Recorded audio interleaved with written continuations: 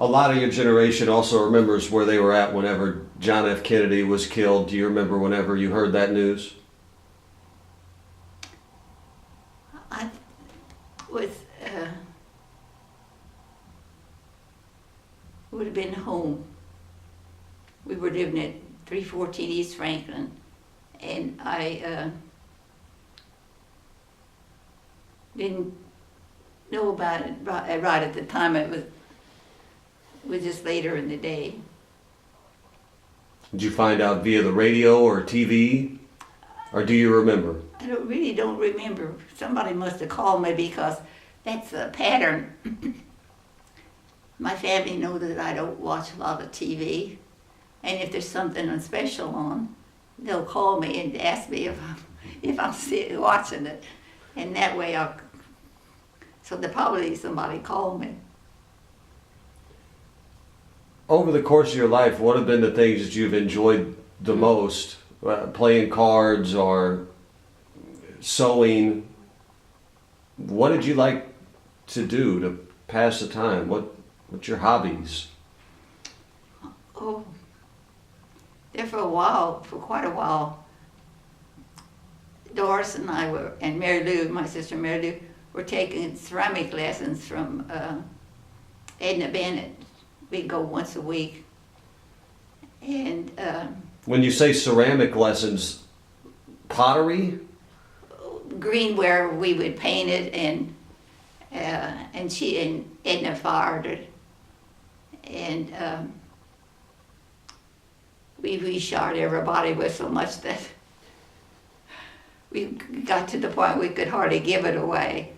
Although I've got several pieces that Doris has made, and that I still keep, and probably should give to you and Emily, but I won't yet. You can get it. You can have it later. But you hold on to it as long as you want to. Mm-hmm. I said you can hold on to it for as long as you want to. Well. When did you buy this house? Oh, well. I really don't. About 40 years ago. And that often, I don't remember dates that well. Do you remember who you bought it from? Yes. Mrs. Jones, the daughter of Mr. and Mrs. Crawford.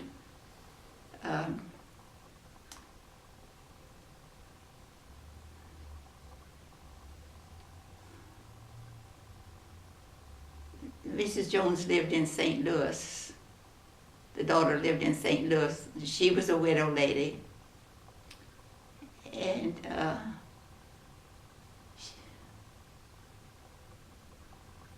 we found several things in the house that we thought that they'd left, and we thought she might like. And she wasn't interested in anything in this house. And one of the things was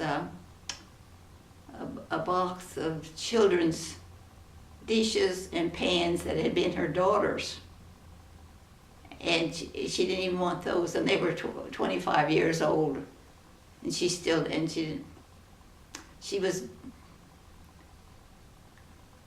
that she had no ties in DuQuoin anymore. She was real different, not sentimental at all. Do you remember how much you paid for it? $12,500. Was that a really big purchase? Were you nervous about buying a house at that time? No, because we had been renting, and I always admired this porch. And Mrs. Crawford sat out there an awful lot. And when we go to Grandma Reminger's, we were going by from there, going out to your parents or going over. We'd go by, and I'd always told Artie, I really like that house, I like that porch. And through a friend of ours, a mutual friend, Hazel West, knew that the house was going to be for sale, and Artie was in the bank, and Hazel told him if you're interested, that house is, Mrs. Jones is going to sell the house. So Arlie contacted her, and we got it. She had it appraised, and we bought it. What's your favorite? I'm sorry. Go ahead. We already cashed in a certificate of deposit to pay for the house, and Mr. Barr at the bank discouraged us in paying cash for the house. He thought we should save the certificate deposit and take a mortgage. And Arlie and I both were opposed to a mortgage because we had grown up during the Depression and money was really scarce, and you didn't go out and buy something that you didn't have money to pay for it. And we were of that old school, and so against advice, we paid cash for it. So you never had a house payment? Never. But we didn't have any savings then either for a while. Quite a while. Quite a while. What's your favorite song? Ave Maria. Why? I don't know, it just always meant a lot to me. Perry Como singing it. And I used to have the record, but somewhere along the way it's gotten lost or broken or whatever. Who else did you enjoy as far as singers or bands? I know you saw a lot of big bands when you were younger. One of the first bands I ever saw, live band, was Eddie Duchin, and he played at the Chicago Theater 3 times a day. There would be the band would play, they would show a movie, the band would play, they'd show a movie, they band and play. And we went to visit a cousin in Chicago, and of course we're from the country, you know.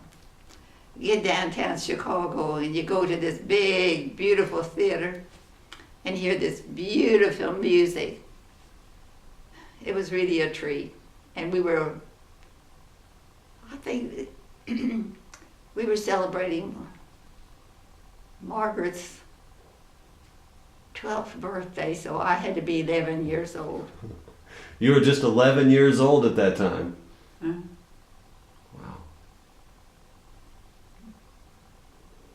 Are there any other memories in your life particularly that stand out as something that maybe I wouldn't know to ask about?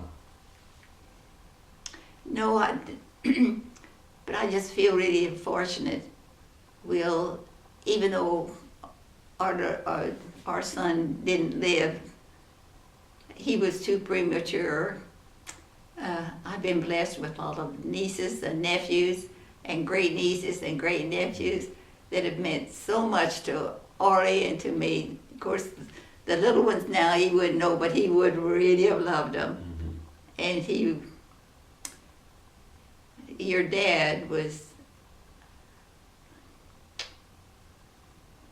really special to all of us. He was the first little one in many, many years in the Reminger family. Every Sunday we'd get together, and wherever we went to eat, Joe Pat went with us. If children weren't, if they didn't allow children or frown on children come, we just didn't go there.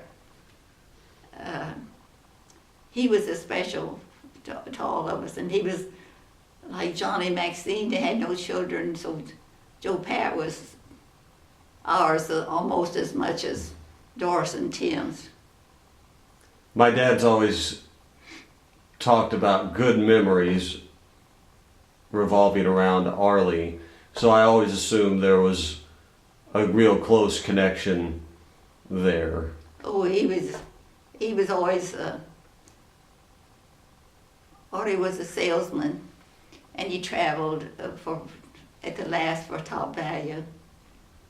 And he was a shopper, and he was always finding something special for Joe Pat, or he would take Joe Pat with him for a day if it was going to be a short day. Or I guess one of the funniest, not funny, but there was a ball game in St. Louis. Artie drove into St. Louis to the airport, Doris and Grandma Reminger, and I went with John Hammock and Joe Pat and Tim to Marion, and they went. The three of them flew to St. Louis. Artie picked them up at the airport, and they went to a ball game. And coming home, the little guys were so tired they slept. Joe Pat on the seat and John Hammock down in the well in front of the back seat. They were always trying to think of something to. And then we used to take you and Emily, and we went to Paducah for a weekend or Vincennes, Terre Haute. we went to Cape Girardeau. Mm-hmm. We went to Indiana.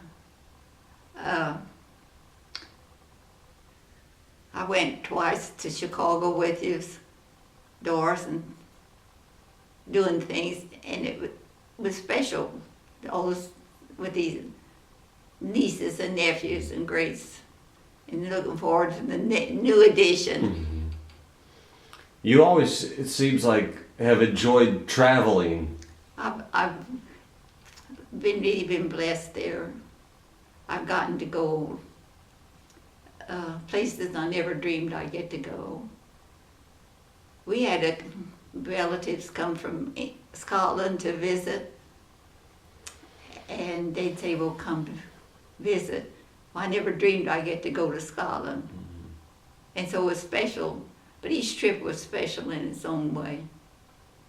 Of all the places you went, if you could go back to one of them, which place would it be? Scotland. Why? It just